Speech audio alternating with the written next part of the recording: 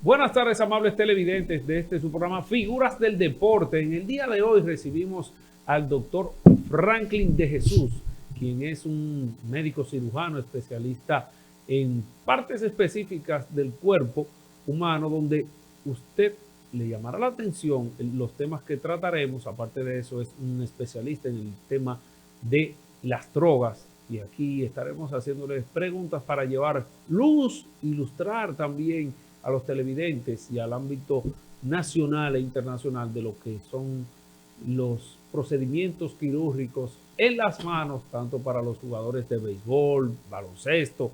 Todo el mundo usa las manos diariamente. Así que le daremos la bienvenida en este primer programa, en el día de hoy, al doctor Franklin de Jesús, quien nos estará compartiendo parte de sus conocimientos para todos ustedes. Buenas y bienvenido, doctor. Sí, mil gracias, Camilo. Realmente vuelvo y repito, me siento muy a gusto de estar contigo. Gracias por la cortesía, por la gratitud de la invitación, y con toda la mayor certeza nos sentiremos muy a gusto con esa amada teleaudiencia que tradicionalmente te sigue. Ok, bueno, pues sí. Mi primera pregunta, doctor. Usted como cirujano, ¿cuáles, vamos a decir, los procedimientos quirúrgicos más comunes que usted realiza en los quirófanos, las consultas que hacen los deportistas y las personas en sentido general aquí en Santo Domingo, de su especialidad? Y diga cuál es su especialidad en sentido, vamos a decir, práctico, aunque sus conocimientos sean muchos en el ámbito de la medicina y del deporte. Sí, realmente yo soy un especialista en cirugía plástica. Hay que ver que la formación en cirugía plástica tiene que ver con muchas áreas diferentes: reconstrucciones de manos, reconstrucciones de pies, reconstrucciones de cara y de cuello, reconstrucciones, por ejemplo, mamarias, es decir, reconstrucciones de todo el organismo. Entonces, realmente, por ejemplo, hay lo que son todas esas reconstrucciones en ortopedia, en cirugía vascular, en neurocirugía, por ejemplo, cuando hay que rotar un colgajo de cuero cabelludo, esas úlceras de éxtasis por los pacientes que están acamados durante mucho tiempo. Ah, pero espérese, doctor, espérese, que ahí usted me la puso como en China. Yo soy dominicano y yo no soy médico. Sí. Y como una... Úlcera de éxtasis, por ejemplo, éxtasis es cuando tú, por ejemplo, si tienes un río, es decir, la sangre circula a través de elementos vasculares, pero sí, si la sangre se queda en un punto, entonces hay una parada o un éxtasis. Entonces, cuando hay éxtasis por daños, por ejemplo, a nivel vascular, entonces pueden ocurrir cambios tróficos en la piel. Cambios tróficos, hablamos de atrofia de la piel, van quedando sin circulación sanguínea y las necrosis son mucho más fáciles. En dominicano, déjeme ver si lo entendí bien. En dominicano eso significa que cuando uno dura, un ejemplo, mucho tiempo en determinada posición, vamos a decir horizontal, producto de una lesión o producto de una cirugía que tal vez se toma más tiempo para recuperarse, usted es especialista en recuperar ese tejido mediante procedimientos quirúrgicos, ¿verdad? Sí, realmente nosotros... ¿Se lo dominicanicé ahí usted bien? Sí. Realmente nosotros, dentro de hospitales a nivel general, hospital, por ejemplo, el primer hospital que tuve en Brasil, un hospital de 18 niveles. 18 niveles, el pasillo central tenía 300 metros, 18 niveles, y de ellos 4 eran en el subsuelo, es decir, 14 más 4. Entonces 22. Quiere decir...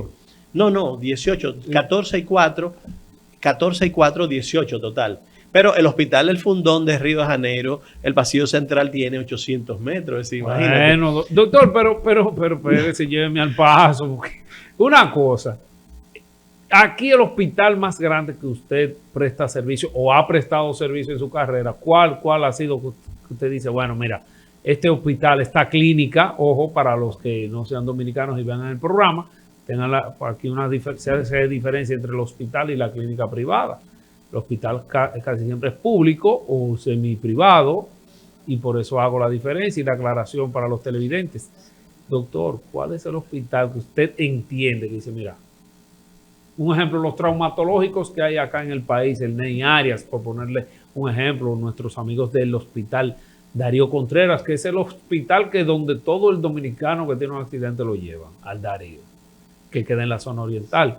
Para usted, incluyendo clínica privada, ¿cuáles hospitales usted entiende que han mejorado ahora mismo en ese tipo de cirugía que usted ha mencionado acá. No, yo creo que, por ejemplo, la medicina es universal. Yo siento que la estructura hospitalaria de cualquier país se desarrolla en base a la población. Si tiene una población de 10 millones de habitantes, es muy diferente a tener una población sobre 200 millones de habitantes. Claro. Entonces, si tú, por ejemplo, aquí cualquier hospital puede tener 200, 300 camas.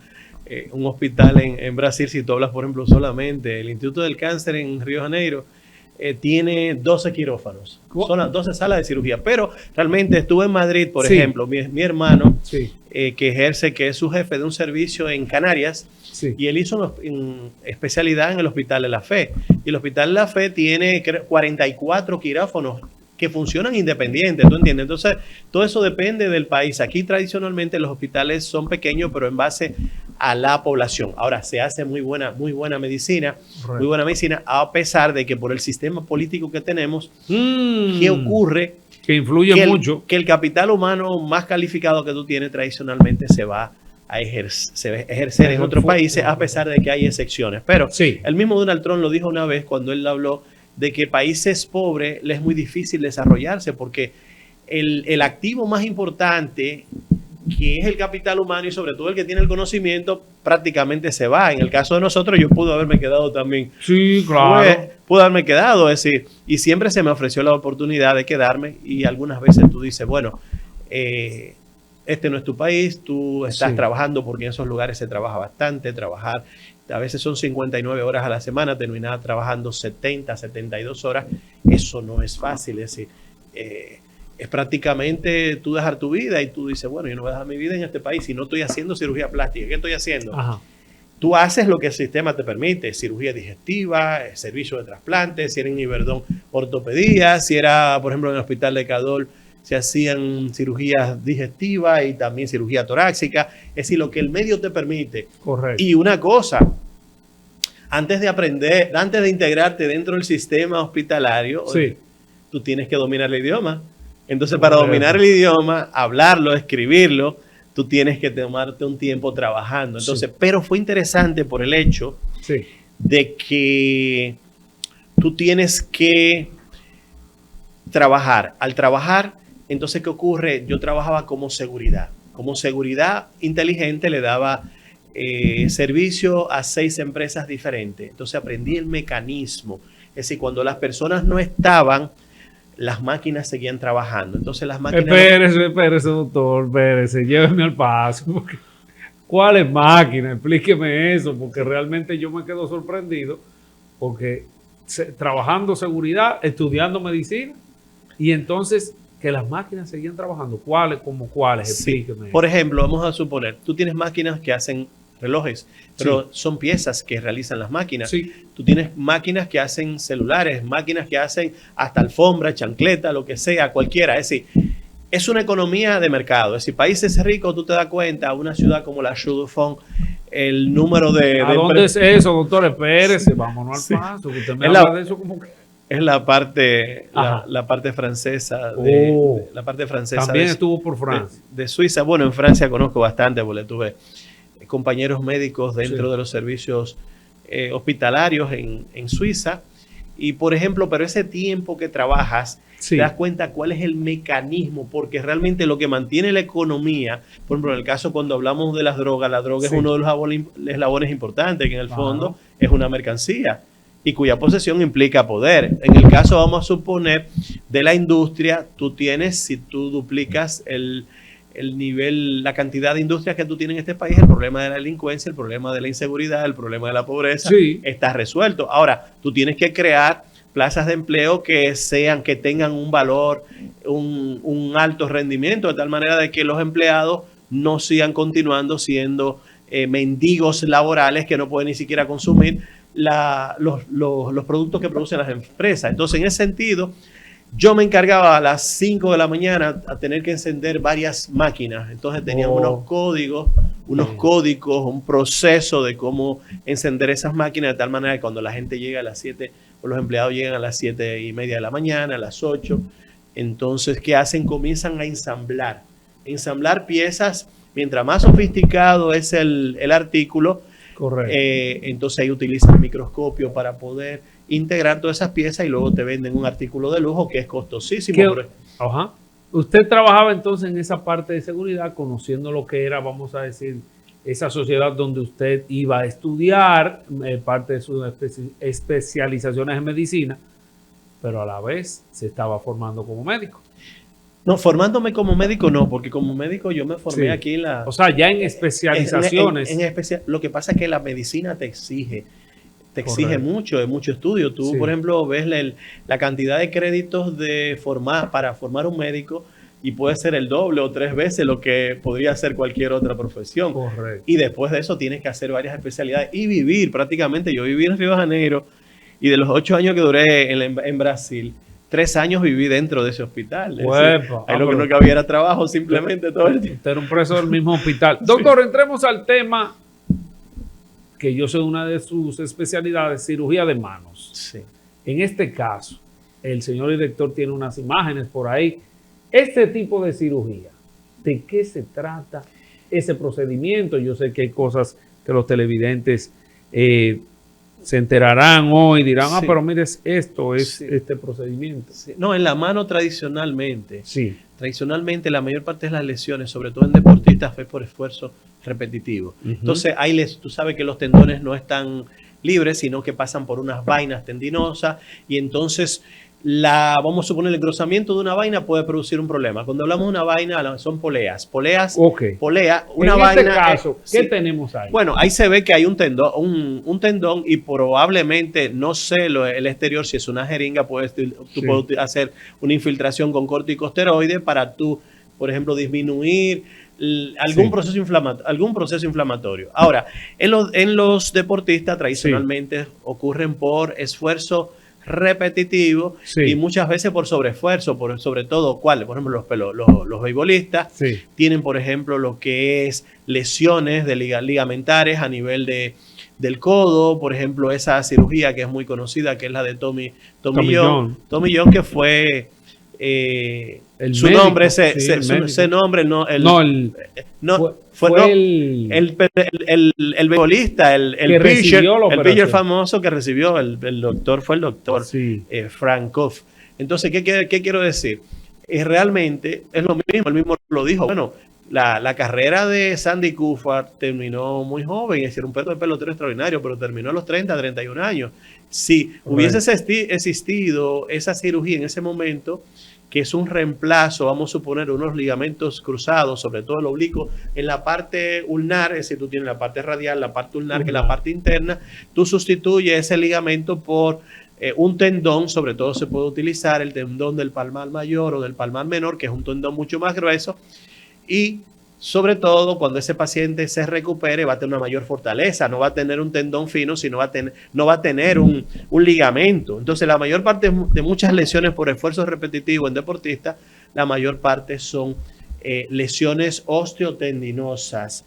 Por ejemplo, explíqueme eso. Osteo viene porque los tendones se insertan, es una mecánica, una mecánica. Entonces tú tienes, los dedos se mueven, pero porque hay tendones que traen los huesos. Es decir, para tú hacer movimientos de flexión o movimientos de extensión, una lesión que ocurre con mucha frecuencia. Por ahí tenemos unas imágenes, señor director. Es cuando tú, por ejemplo, caes en esta forma. Cae en esta forma y entonces ¿qué pasa? Ocurre una lesión del tendón extensor, ese mismo, por ejemplo, ahí tú tienes el tendón extensor.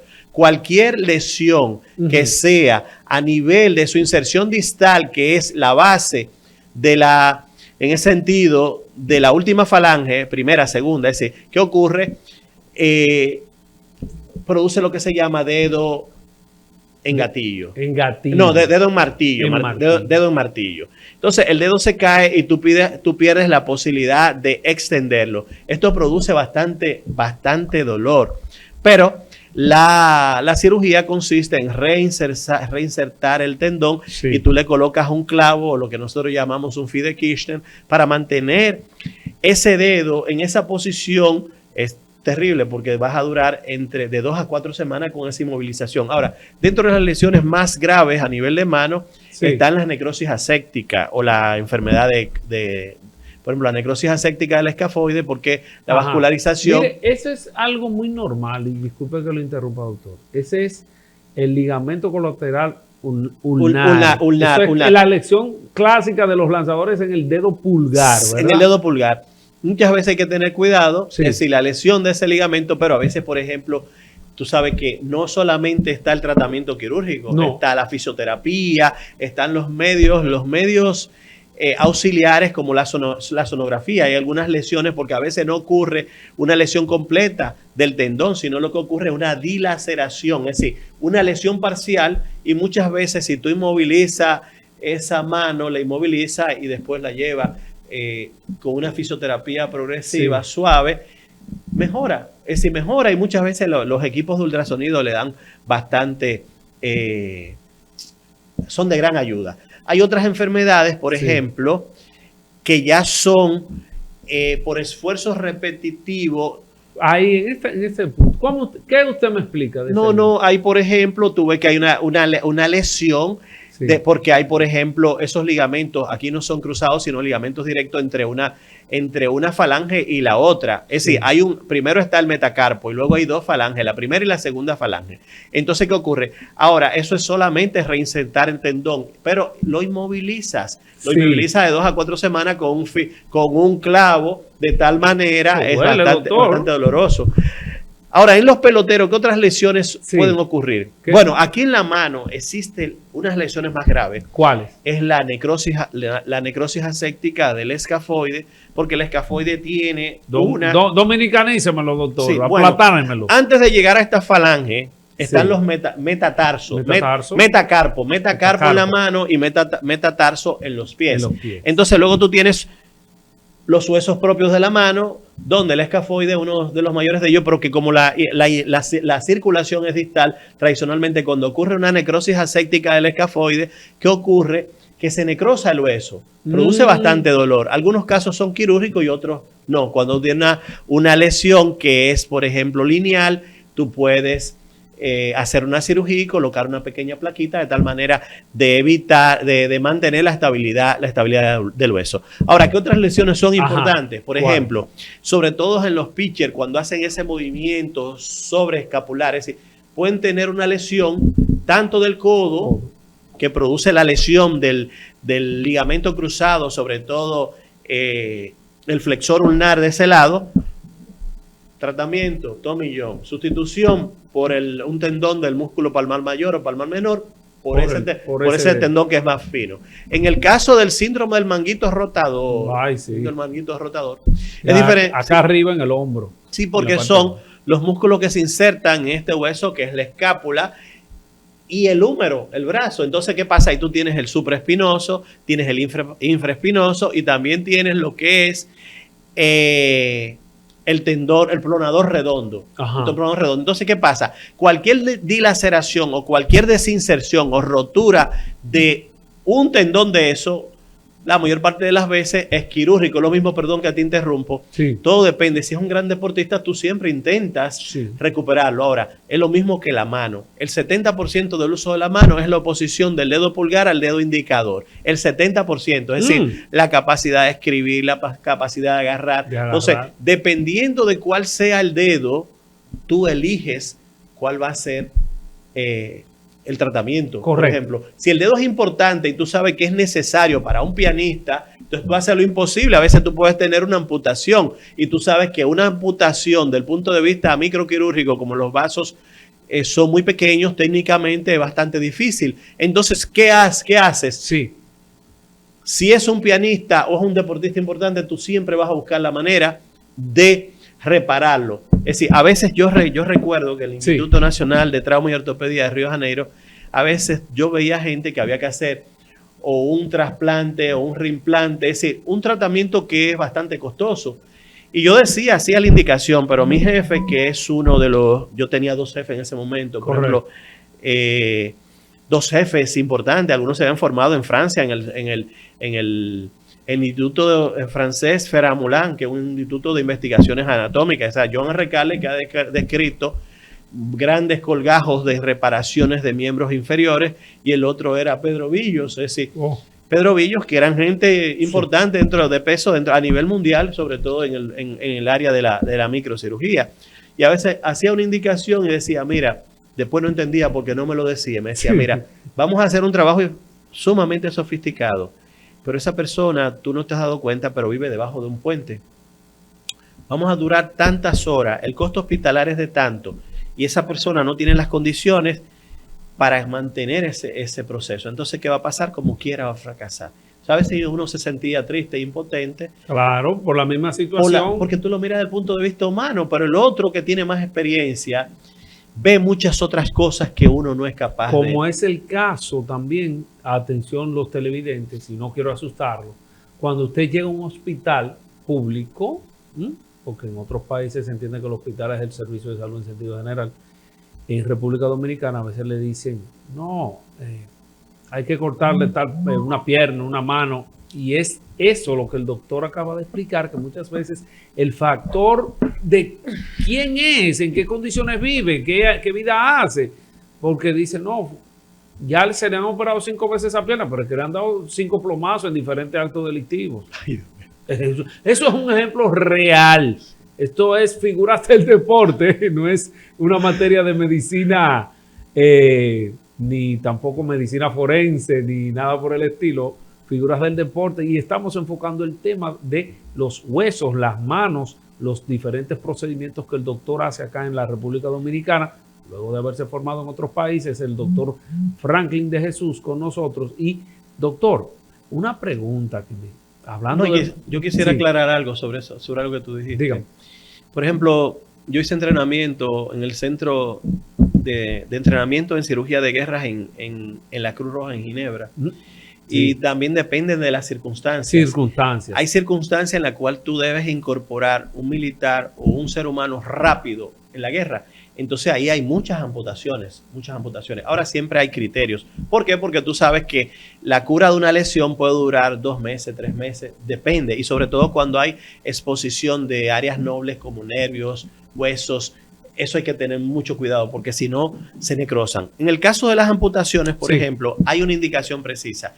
Si son, por ejemplo, por insuficiencia vascular, ahí tú tienes que valorar si hay pulso, si hay temperatura y si hay cambios de atrofia que te dicen que hay la indicación. Entonces, un caso muy interesante fue un caso que se presentó en el hospital de Río de Janeiro. Uno de mis compañeros estaba haciendo cirugía vascular, había terminado cirugía vascular y estaba haciendo maestría. Y 2 jóvenes estaban interesados en hacer su primera amputación. Pero era más interesante ellos cortar esa pierna que quizás tener la preparación suficiente para ver si había la indicación. Entonces, es algo que ya habían preparado el paciente. Los pacientes, tú sabes que se hace en laboratorio, se hace un screening antes de un protocolo, tiene que liberar un cardiólogo, todo, pero al fin y al cabo, ¿qué pasa?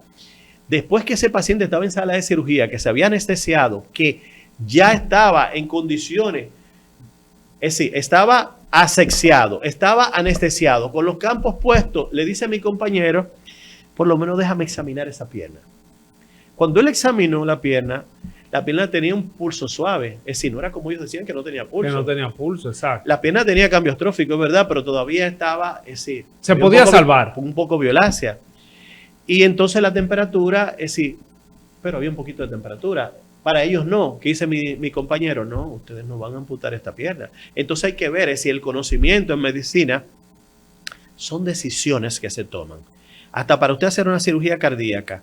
Es decir, la tecnología es buena, pero primero está la decisión. ¿Va a terminar ese corazón o ese tórax abierto o se va a hacer vía endoscópica a través de, por ejemplo, una cirugía endovascular? Entonces, todas son decisiones continuas. Por eso en grandes hospitales hay mucho diálogo, mucha discusión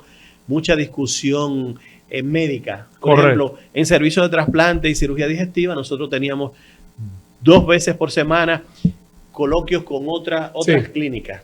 Por ejemplo, en el caso de la oncología, los oncólogos para ver si iba a terminar, si era un tumor que fuese receptor hormonal positivo, iba a terminar en una terapia hormonal o si iba a terminar en un quirúrgico. Pero si el tumor era a nivel de vía digestiva, había que conversar y discutir ese caso dentro del área de gastroenterología para ver si iba a terminar con ellos y que se ha retirado vía endoscópica. Es decir, realmente las decisiones son, el conocimiento es importante, el conocimiento Correcto. es un instrumento de poder. Eso Y eso sí. es lo que diferencia. Nosotros, por ejemplo, en nuestro país, para mejorar, depende mucho también del sistema político. Correcto. Y depende también de la productividad, de que el ser humano pueda producir bienes y servicios, generar riqueza. ¿Por qué? Porque quien mantiene el sistema hospitalario, el sistema de salud de todos esos países ricos, Claro. es el ser humano que tiene condiciones para pagarlo. Entonces, Correcto. ¿qué pasa? Se necesitan muchos recursos. Acá, por ejemplo, tú te pones a ver los recursos, por más que puedan, son pocos. Entonces, una población necesitada, un sistema clientelar asistencialista y unos políticos sin conciencia que quieren mantener la gente Y ahí- siendo pobre, creando granjas de pobres. Sí. Entonces, no puede ser. Desen en cuenta que lo van a perder todo y se dan cuenta que el alma del hombre es eterna. Eso Y es. que regresan para acá y van a retornar en peores condiciones, porque su fin fue venir a este mundo, intentar mejorar su vida y también mejorar el ambiente en el que encontramos, de tal manera que otros les sea más favorable Correcto. vivir. ¿Tú me entiendes? Bueno. No así tan apegado a tantas cosas que Sí. en el fondo se quedan. Y el que sigue apegado a cosas materiales, sencillamente no sube a la luz. Eso es así. Doctor, vamos a dejarlo aquí hasta esta parte. En el día de hoy continuaremos hablando un poquito más de algo que se nos queda para el próximo programa y realmente venimos con otro tema súper interesante en el próximo programa de Figuras del Deporte con el mismo doctor Franklin de Jesús para todos ustedes.